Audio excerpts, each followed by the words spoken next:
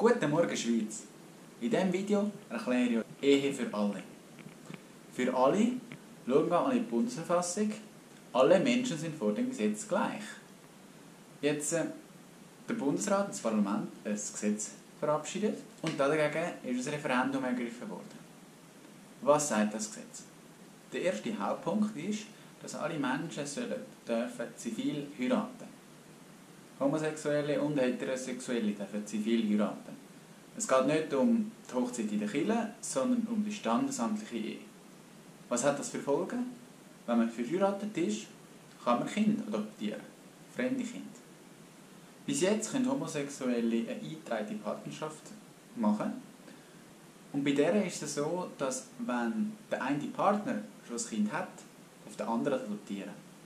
Jetzt neu, wenn die Ehe gestattet ist, dann können beide ein fremdes Kind adoptieren. Zweitens hat man Zugang zu Samenspenden.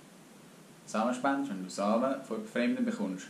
Samenspenden können alle, auch Schwule. Der dritte Punkt ist, wenn man in die Ehe geht, dass der Partner, wenn er nicht von der Schweiz ist, erleichterte Einbürgerung hat. So, und was gibt es da dagegen einzuwenden, wenn ja in der Schweiz sollen alle vor dem Gesetz gleich sein? Es gibt Leute, die sagen, dass das Kind zwingend männlicher Vater, weibliche Mutter muss haben als Eltern. Jetzt ist es so, dass es nicht wirklich repräsentative Studien dazu gibt. Es gibt Studien darüber, dass es besser ist für das Kind, zwei Elternteile zu haben als einen, aber nicht unbedingt, ob das zwei männliche, zwei weibliche oder männliche und weibliche Elternteile ist. Ich sage nicht, dass es nicht schlechter aufwächst oder besser aufwächst, gleich aufwächst. Ich sage einfach, man weiß es nicht für sicher. Wieder, du kannst für dich frei entscheiden. Wenn es sich einfach stört, dass zwei Schwule verheiratet sind, ist das etwas anderes als eben das Gefühl, dass dann das Kind schlechter aufwächst. Und das ist eigentlich schon alles. Und noch ein Gedanke zum Schluss. Die Abstimmung betrifft etwa 250.000 bis 850.000 Menschen in der Schweiz.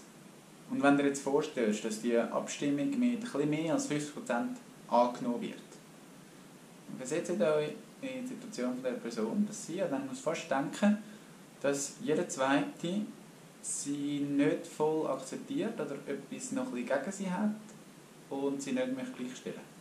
Gut. Und jetzt wie immer, du kannst frei entscheiden. Ich finde es cool, dass du abstimmen gehst. Und falls das Video gezeigt hat, würde ich mich über ein Like freuen. Und wenn du keine zukünftige Abstimmungen mehr verpassen willst, kannst du den Kanal auch abonnieren. Mach's gut und genieße den Tag im besten Land der Welt. Ciao!